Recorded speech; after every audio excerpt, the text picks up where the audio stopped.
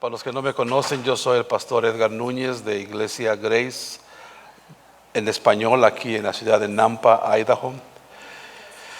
Los jóvenes pueden ir con su maestro, los jóvenes están liberados para ir con su maestro. Los jovencitos pueden ir y los jovencitos wannabe se quedan conmigo. Es una bendición estar reunidos. Déjenme decirle algo al respecto de la ceremonia que acabamos de ver. Tal vez ese es un mensaje más para la familia que para todos los demás. Don't take for granted lo que están viviendo en este momento en su familia. Lo que Dios está haciendo en la vida de Jonás es algo muy especial. Yo les recomiendo a cada miembro de la familia que sigan orando por él. Es un niño que penetró a nuestro corazón de una manera muy especial.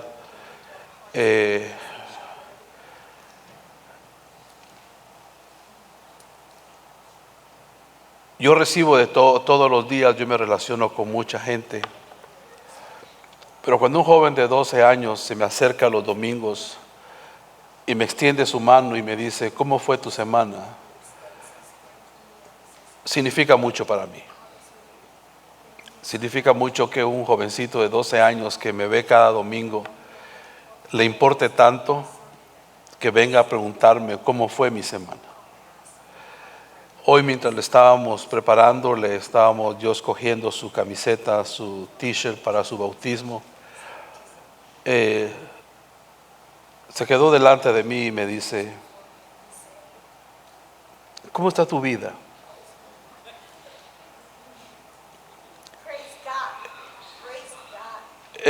Tal vez para usted esto es solamente un comentario, para mí es un testimonio de la madurez que este muchachito tiene en las cosas de la vida y en las cosas de su entendimiento en cuanto a la palabra del Señor.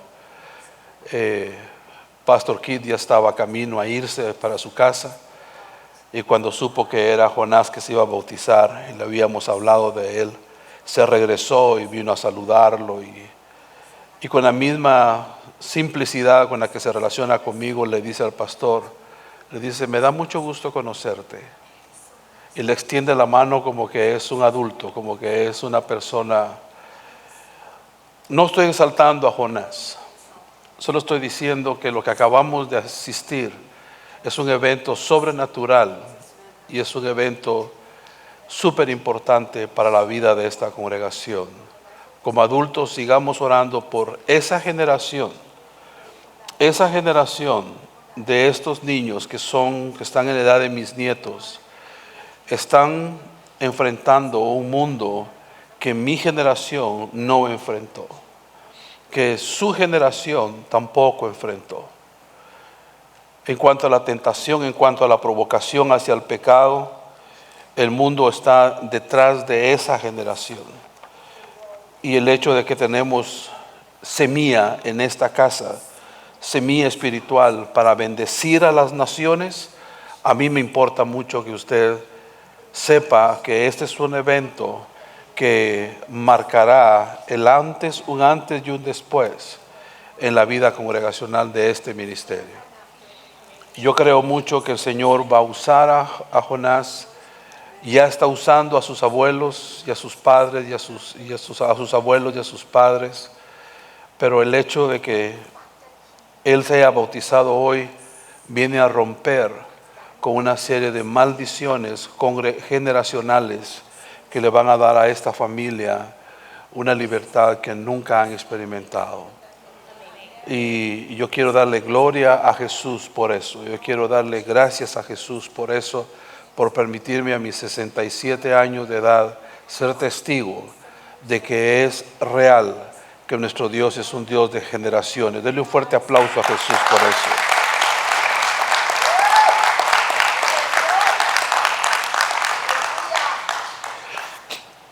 Hoy tengo un tema que es un tema para los que están cansados.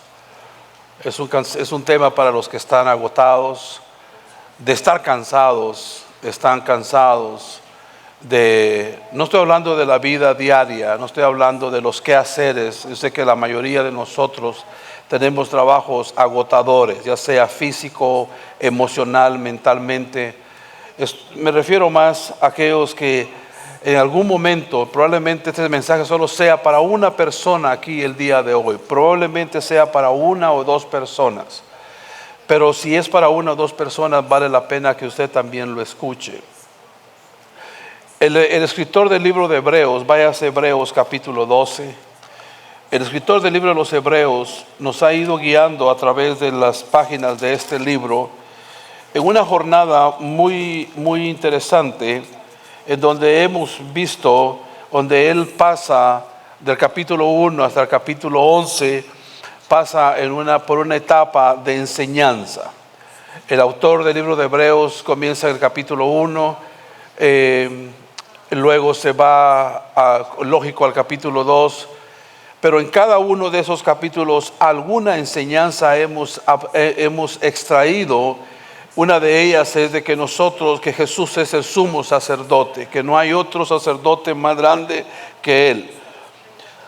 Hemos aprendido que Jesús es nuestro hermano mayor, que es el hermano que no se avergüenza de nosotros.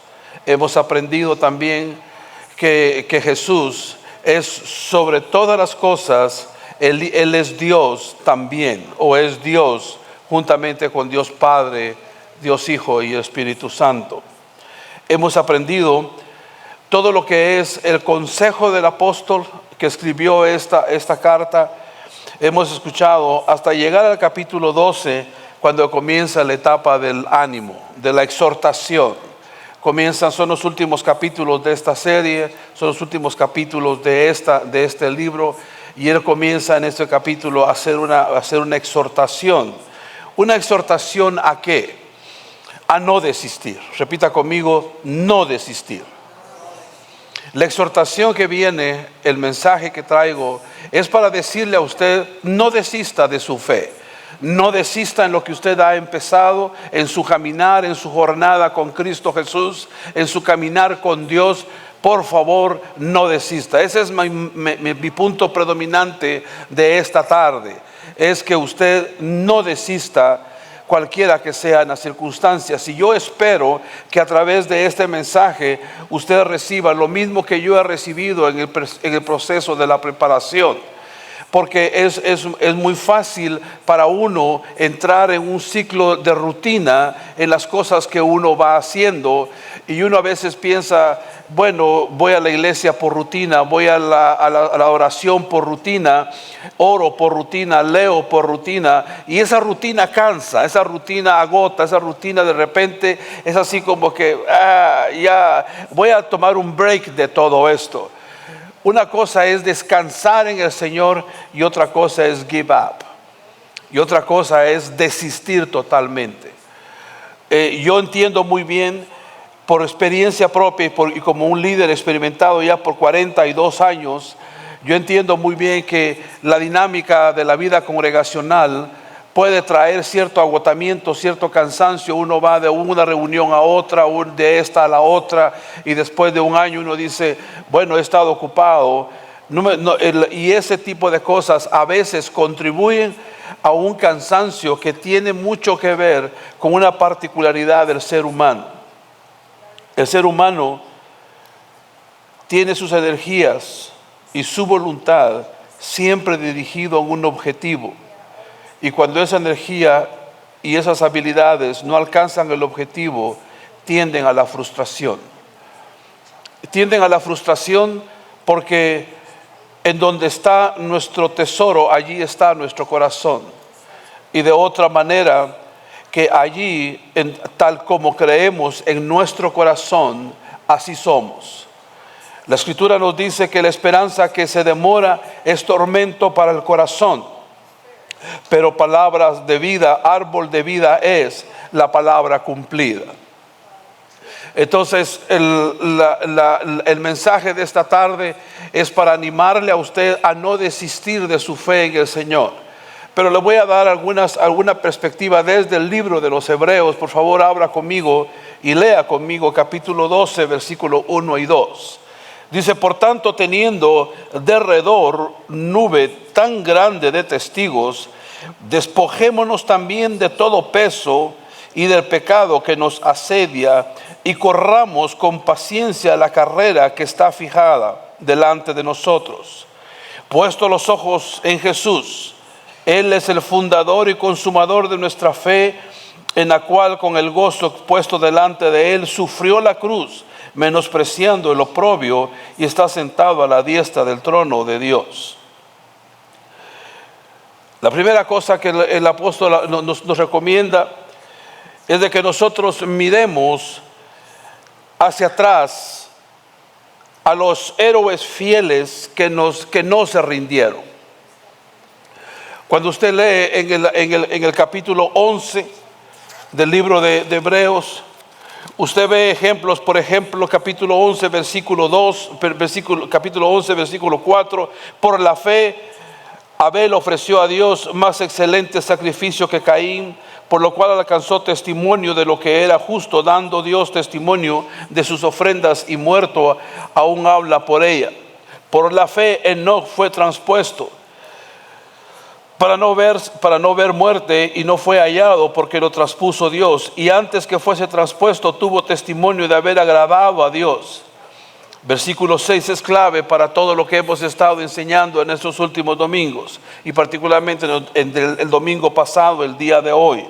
Pero sin fe es imposible agradar a Dios, porque es necesario que el que a Él se acerca a Dios crea que le hay, y que es galardonador de los que le buscan.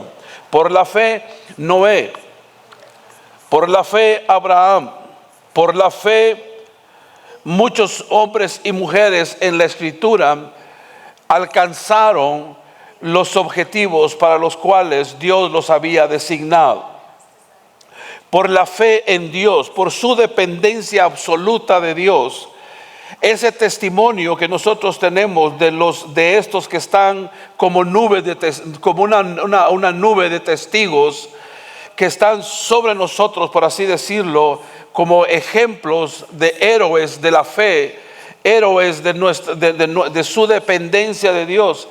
Cuando usted se dedica, pero ¿cómo es que esto le va a hacer a usted sentido? A usted le va a hacer sentido leyendo qué fue lo que pasó con cada uno de esos personajes. A usted le va a hacer sentido el por qué dice en Hebreos capítulo 11, versículo 7, porque dice, por la fe Noé, cuando fue advertido por Dios acerca de las cosas que aún no se veían, por temor preparó el arca de su casa, en que su casa se salvase, y por esa fe condenó al mundo y fue hecho heredero en la justicia que viene por fe.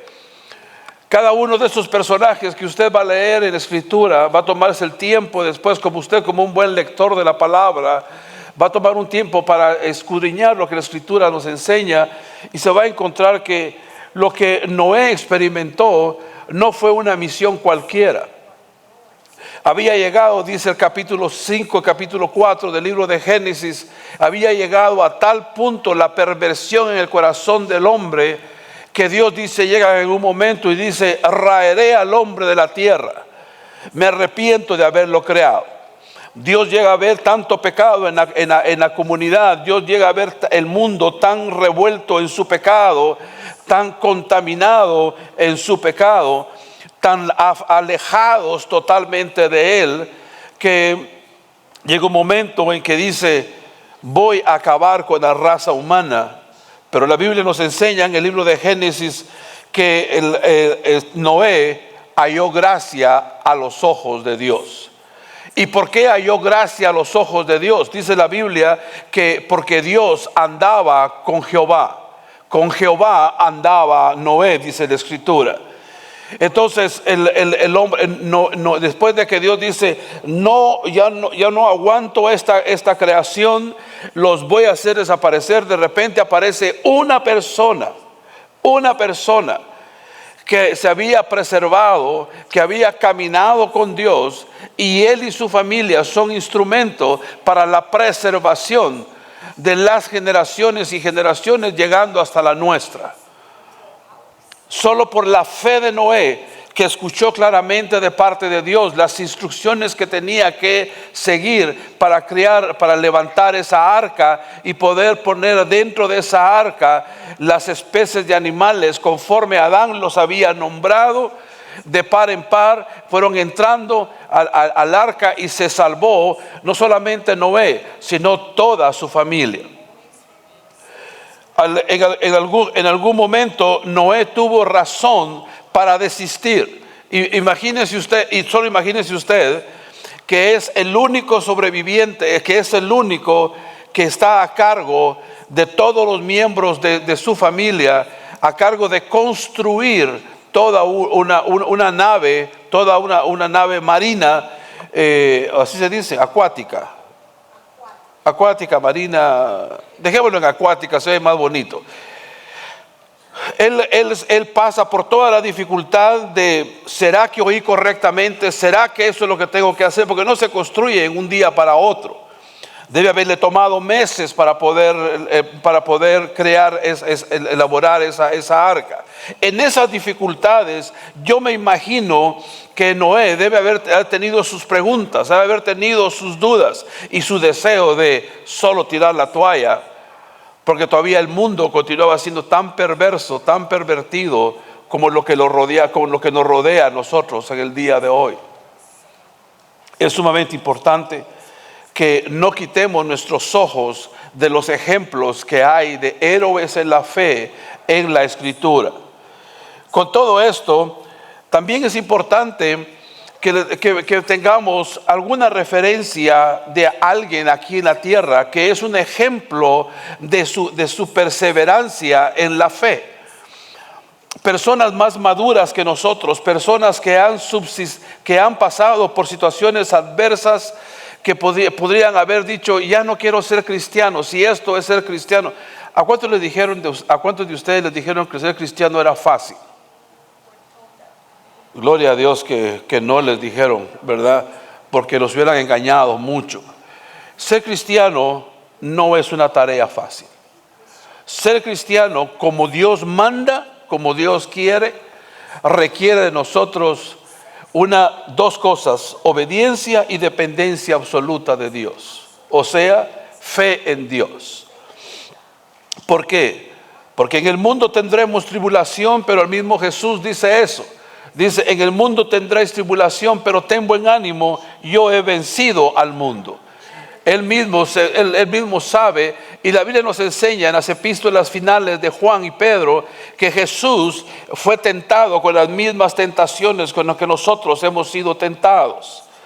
Que no fue que Él no conociera las luchas y las batallas con las que nosotros nos iríamos a enfrentar. Y esto es muy importante que usted lo lleve en cuenta, porque en la vida que usted tiene el día de hoy, no es garantía de que usted va a tener su día a día sin ningún reto, sin ninguna alteración. Es de manera muy, pero muy importante que cuando Jesús dice que nosotros, lea otra vez conmigo Hebreos capítulo 12, ahora el capítulo 12, versículo.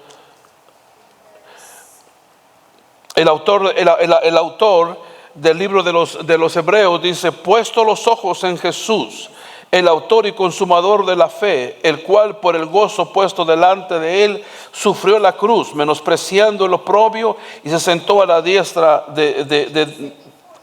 del trono de Dios.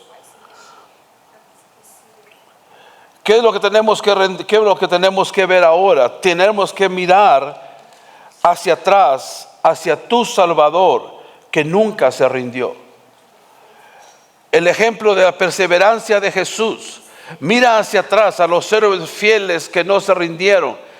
La siguiente es: mira hacia atrás a tu Salvador, que nunca se rindió. Ahora tienes que ver hacia Jesús, que es el autor y consumador de nuestra fe. ¿Ustedes creen que fue fácil para Jesús haber transitado por todo el camino hacia la Gólgota, al lugar donde fue crucificado? No fue fácil para él cargar un madero, pagar por los pecados que él no había cometido. No fue fácil, mas sin embargo, él tuvo razón. Y hubo un momentito en el que él quiso tirar la toalla, como se dice del argot boxístico, ¿verdad? Cuando le dices: Padre, si es tu voluntad que pase de mí esta copa, pero no se haga conforme a mi voluntad. Él estaba agüitado, él estaba asustado. Jesús estaba pasando por un momento en el que él sabía que venía más sufrimiento para él. Y ese fue el momento en el que él pudo haber dicho: desisto de esto. Y usted no le hubiera dado la razón a él. Yo se le hubiera dado si al principio, si yo me entero de que él iba a morir por mis pecados, pero después sin tener ninguna culpa, y después de haber sido tan golpeado, tan lastimado, y a última hora dijera: no, I quit, ¿verdad? Hubiera dicho: yo desisto. Yo hubiera dicho: es comprensible humanamente. Pero para él, dice la Biblia, que él tenía puesto delante de él un gran gozo. Y déjame decirte que ese gozo eres tú. Déjame decirte que lo que le causa gozo a él es el hecho que, cumpliendo con su sacrificio, te estaba rescatando a ti. Te estaba pagando por el precio que tú deberías haber pagado en el Calvario. Ahora lo paga él, y eso le causaba gozo a él. Yo no sé de usted al respecto de los gimnasios, pero yo le digo, a mí me gustaba mucho ir a los gimnasios. Ahora se nota que no voy, ¿verdad? Pero no le ponga mucha atención a eso. Pero a mí me gustaba mucho los resultados que obtenía de la disciplina de estar en un gimnasio. Pero no me gustaba el dolor que me causaba el estar levantando pesas, modificando mis músculos. A muchos cristianos no le gusta, no ve la ilustración como una ilustración que le conviene. Pero para que nosotros podamos alcanzar el objetivo, para que nosotros podamos llegar a donde Dios quiere que lleguemos, tenemos que pasar por algún tipo de sufrimiento. Tenemos que pasar por algún tipo de dificultad. Tenemos que pasar por algún tipo de reto que nos obligue a morir a nosotros mismos para poder ver surgir a Jesús en nosotros. Déjeme decirle que he encontrado que una de las razones por las cuales las personas no quieren nada con Jesús es la disciplina que esto implica. Ellos saben que en algún momento tienen que dejar de ser para convertirse en. Y ese dejar de ser para convertirse en requiere de sacrificio, requiere de disciplina. No estoy diciendo que ser evangélico, ser cristiano, sea algo que es un martirio, que es siempre aburrido, que es siempre doloroso. Pero estoy diciendo, también lo incluye. Dígale a la Siri que no se meta en lo que no le incumbe.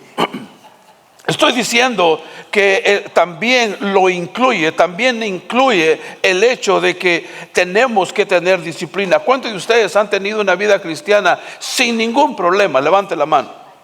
Ninguno de ustedes se atrevería a hacerlo, porque todos nosotros hemos pasado por diferentes circunstancias adversas y no hemos desistido. Pero probablemente aquí haya alguien que hoy necesitaba escuchar esta predicación. Probablemente una persona que estuviera a punto de desistir de su fe en el Señor. Una cosa importante que usted debe de recordar siempre, que hay tres cosas que se confunden con alguna frecuencia. La primera es el castigo, la segunda es la disciplina y la tercera son las consecuencias. No confunda castigo, porque castigo es cuando se le devuelve a usted algo donde usted tiene que pagar por el daño que usted ha causado. La disciplina Es el intento amoroso de moldear el carácter de la persona, y las consecuencias son simplemente resultados naturales de buenas o malas decisiones. Un ejemplo de esto es, por ejemplo, el castigo que uno tiene que pagar cuando uno comete un error. Vamos a decir que por accidente usted mata a alguien en un accidente de auto. Dios le va a perdonar a usted ese asesinato o esa muerte, porque Dios perdona todos los pecados, pero no lo va a exonerar de ir a la cárcel y pagar por lo que usted hizo. Eso es castigo. Y cada vez que usted y yo pecamos, merecíamos el castigo, pero ya no somos castigados porque Cristo Jesús fue castigado por nosotros. Aleluya. Porque Él tomó el castigo y mire, una cosa que yo aprendí en la preparación de este mensaje es que Dios no castiga dos veces por la misma falta. Una vez fue pagado ya por mi pecado, y yo no tengo que pagar otra vez por los pecados que cometa, porque Jesús ya pagó por ellos. Dele palmas a Jesús por eso. Es sumamente importante que usted alabe al Señor con sus palmas cuando usted encuentra una verdad como esta: que el castigo que usted y yo merecemos o merecíamos, no lo vamos a pagar, porque ya fue pagado una única vez, que fue a través del sacrificio de Jesús en la cruz del Calvario. ¿Vamos a sufrir las consecuencias? Sí, es distinto.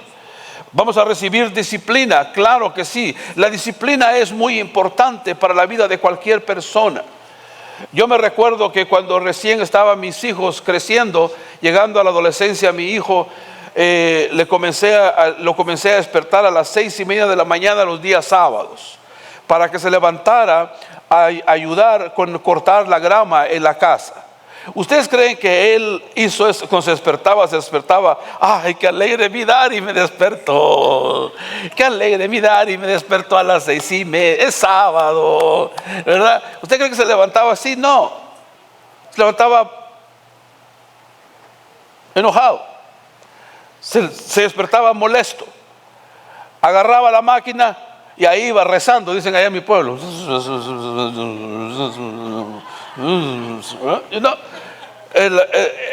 Pero mientras él estuvo en esa disciplina, algo fue siendo formado en él, que ahora él se lo ha pasado a su hijo.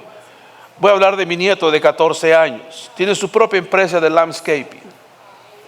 Tiene 2 equipos para trabajar. Uno está estacionado en mi casa y otro está estacionado en su casa. ¿Por qué uno está estacionado en mi casa? Porque él corta en mi casa y corta en 7 casas alrededor de la mía. Y como no tiene cómo transportarse, no tiene pick-up, no tiene camión, no puede manejar todavía, ahí va de casa en casa empujando su carreta a los 14 años. Porque la disciplina que el papá recibió, el papá se la pasó.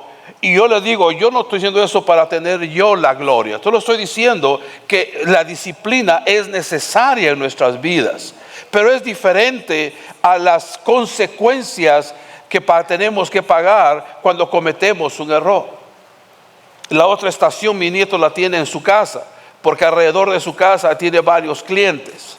Hace unos días me llamó, se fue de vacaciones la semana pasada, y me dice, como buen customer service que puede presentar, me dice un mensaje disculpándose que no iba a poder estar, pero que por haber fallado una semana me va a arrancar los weeds por la mitad del precio. Ya es ventaja. Ya es ventaja para mí. Mi punto aquí es, usted y yo podemos celebrar lo que otras personas hacen, pero déjame preguntarte esto: ¿cómo están las disciplinas en tu vida? ¿Cómo están tus disciplinas, como por ejemplo leer la palabra de Dios? ¿Cómo está tu disciplina, por ejemplo, de cómo oras? ¿Cómo está tu disciplina de cómo te congregas? ¿Cómo está tu disciplina de cuántos dates tienes al mes con tu esposa? Ay, hermano, yo mal tengo tiempo. Pues haz tiempo para salir con tu esposa por lo menos una vez por mes, mi hermano. Es un consejo sano que te doy. Después de 40 años de casado te puedo decir, vale la pena sacar a la señora un día que otro a que se vaya a gastar $15 en el Fred Meyer. I wish fueran solo $15 en... Cualquier cosa que requiera disciplina, practícala. Cualquier cosa que requiera de ti disciplina, hazlo. Porque te va a ayudar a no desistir. Te va a ayudar a seguir hacia adelante. El ejemplo supremo de todo esto es ver el amor del Padre que nunca se rinde. El amor del Padre que nunca se rinde. Dios te ama a ti de una manera tan incomparable, mi hermano, que aun cuando tú le haces caras a Él, Él te sigue amando. Yo sé que tú no le haces caras al Señor, pero hay gente que sí lo hace. Hay gente que no quiere saber nada de Dios.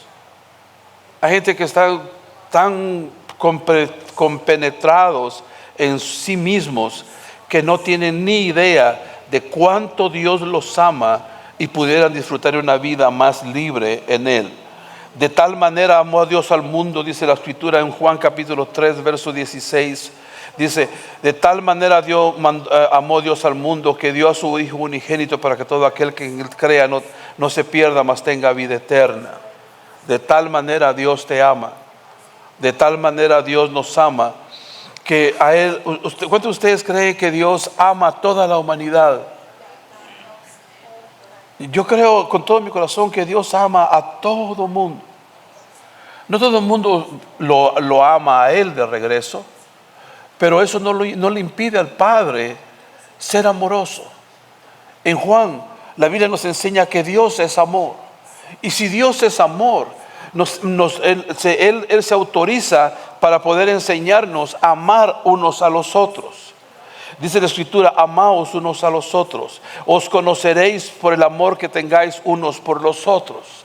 El ejemplo de la perseverancia de Dios. Dios está esperando que se conviertan muchos más alrededor del mundo en este momento. El viernes yo participé en una caminata de oración aquí en la ciudad.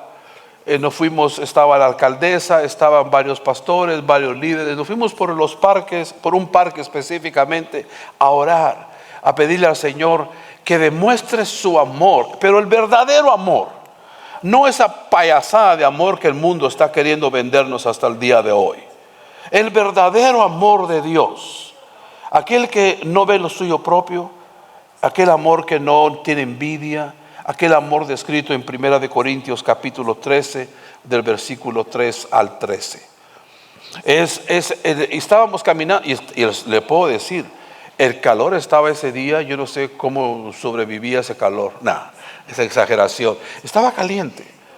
Pero cuando usted entiende que Dios ama a todos, usted es capaz de hacer cosas por otros. Cuando usted entiende que Dios no solamente ama a su iglesia, porque la ama, y a su iglesia Él la anhela, Él la desea, Él va a casarse con su iglesia, Él también es correcto decir que Él ama a todo el mundo. Una vez más, eso no significa que Dios tolera el pecado. Como en tu vida, tú no puedes tolerar el pecado. ¿Por qué? Regrésate a Hebreos capítulo 12. Por tanto nosotros, versículo 1, también teniendo de alrededor nuestro tan grande nube de testigos, despojémonos, dice, de todo peso y del pecado que nos asedia, y corramos con paciencia la carrera que tenemos por delante. Hay dos cosas que tenemos que hacer intencionalmente que van a ayudarnos a no desistir de nuestra fe. Una es quitarnos de todo el peso que nos agobia. ¿Y qué puede ser el peso que nos agobia? Es solamente las consecuencias del pecado. Y también es hacernos a un lado de toda la práctica de pecado que pudiéramos estar siendo invitados a participar o que nosotros mismos estemos buscando participar. Es importante que usted y yo entendamos esto, porque hay un amor que mira hacia adelante, la alegría que nunca se rendirá. Está en sus notas. Es mirar hacia adelante, hacia una alegría que nunca se va a rendir. Es lo que le decía, a través del gozo que Jesús tiene, que lo espera, es el hecho de que tú te salvaste, que tú tuviste la oportunidad de recibirlo y ahora tú lo sirves.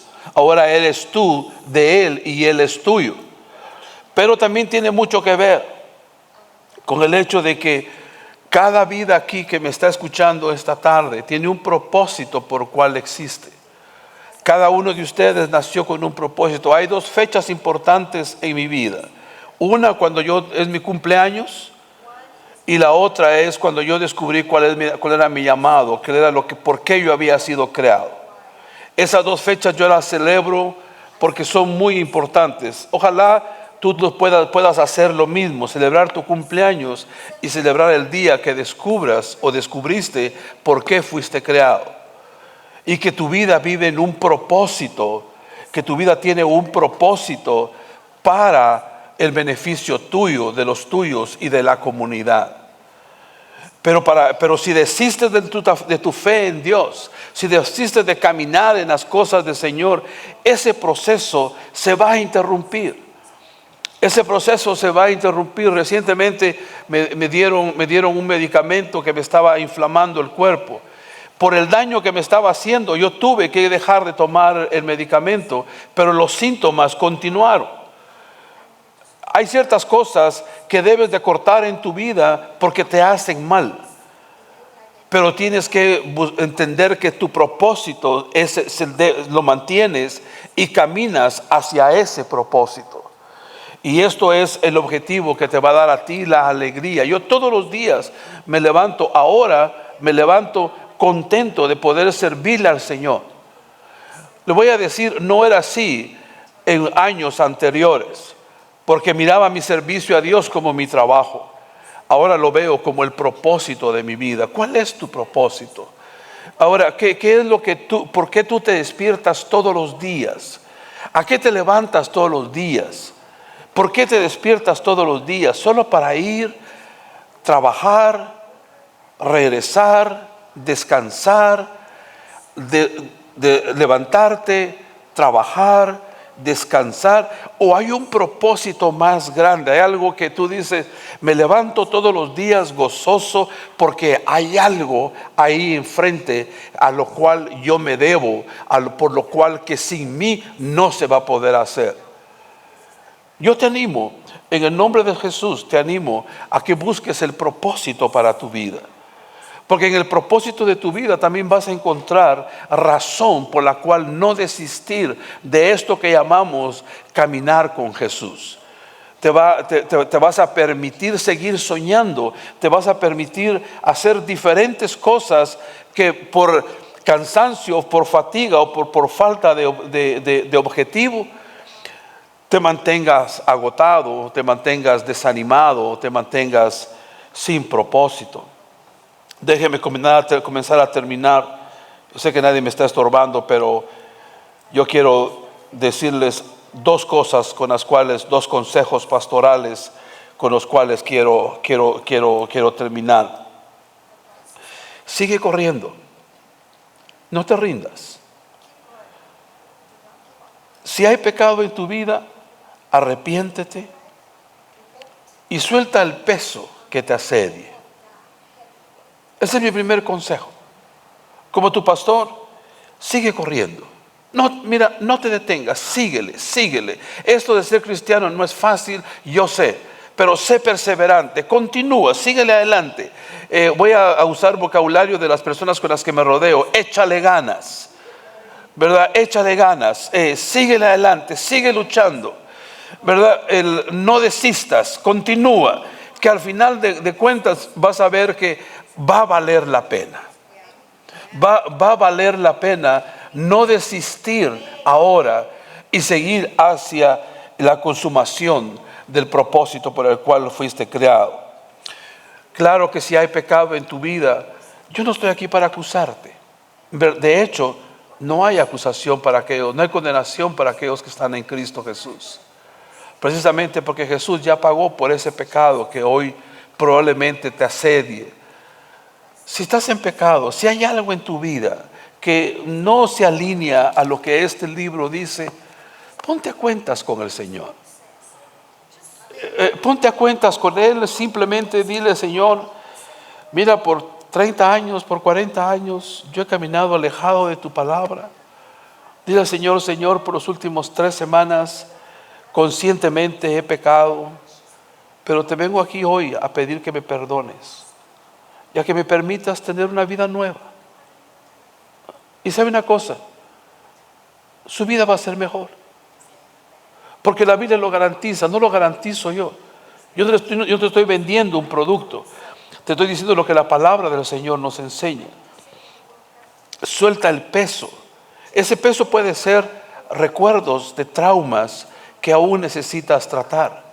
Probablemente sea algo que pasó en tu infancia hace muchos años. Puede ser algo que pasó en tu adolescencia. Puede ser que tuviste un accidente de auto. Puede ser que pasaste por cualquier tipo de trauma y hasta ahorita dices: no es tan importante. Trata con esas cosas también, que son muy importantes. Afectan tu alma, han afectado, para que te puedas despojar del peso. Yo me recuerdo que una de las cosas con las que yo luchaba por muchos años en mi vida era con el hecho de que yo siempre estaba buscando ganarme el amor de alguien. No estoy hablando de las mujeres, estoy hablando ser amado. Para mí era muy importante sentirme amado y hacía cualquier cosa con tal de que me amaran. Hasta que entendí que la Biblia dice que yo soy aceptado en el amado, que yo soy amado en Cristo Jesús, que Cristo Jesús me ama incondicionalmente, que Dios me ha amado con amor eterno. Eso sanó mi alma. Eso me despojó de un peso que donde yo iba siempre iba preocupado. ¿Será que se van a dar cuenta de que estoy bien vestido? ¿O será que cómo está mi aliento? Siempre estaba preocupado por mí.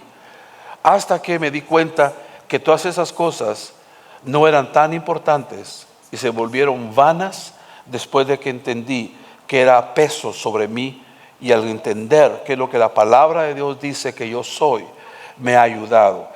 Eso va a pasar contigo si no ha pasado, pero eso ya pasó contigo porque tú has caminado con Jesús por más de 2 semanas.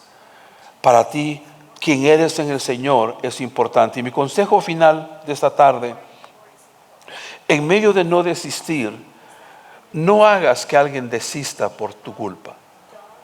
No seas piedra de tropiezo para alguien más.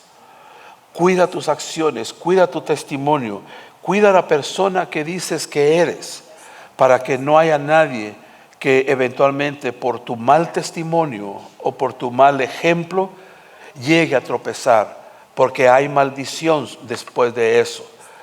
Él procura que anima, y en ese mismo orden de ideas, de estar consciente de que no debes hacer tropezar a nadie. Anima a los hermanos a que sigan caminando. Anímalos a que sigan buscando en las cosas del Señor, que sigan participando en las actividades que se les invitan, ya sea en esta iglesia o en la iglesia a la que tú pertenezcas, o en la comunidad en la que estás. Pero anima a los demás a que sigan avanzando. Padre, quiero darte gracias por esta tarde y quiero agradecerte, Dios, la oportunidad que me has dado en este día de traer este breve mensaje a mis hermanos, Señor, con intención de animarlos a no desistir de su caminar contigo.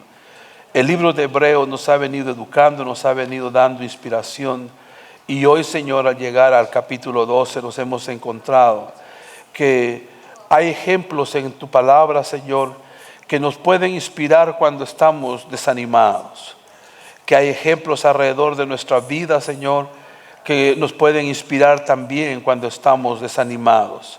Señor, que nosotros podemos ver que en la perseverancia de tu amor, Jesús, por nosotros, hay un ejemplo de alguien que no desistió a pesar de la forma en que te hemos rechazado.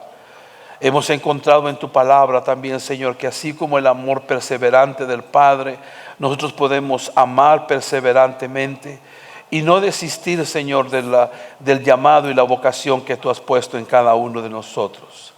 Yo te suplico hoy, Señor, que hagas que mis hermanos, Señor, no solamente queden informados, sino que puedan ser llevados a la convicción, Señor, de que es importante no desistir de la fe en la que hoy profesamos.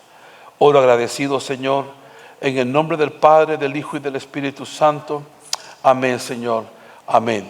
Que Dios me los bendiga. El próximo domingo es el Día del Padre, no se les olvide, ¿verdad? No sé si estoy más contento por la carne asada o por el día, pero de que va a ser un día fantástico, va a ser un día. Que Dios me los bendiga. Gracias por escucharme una vez más.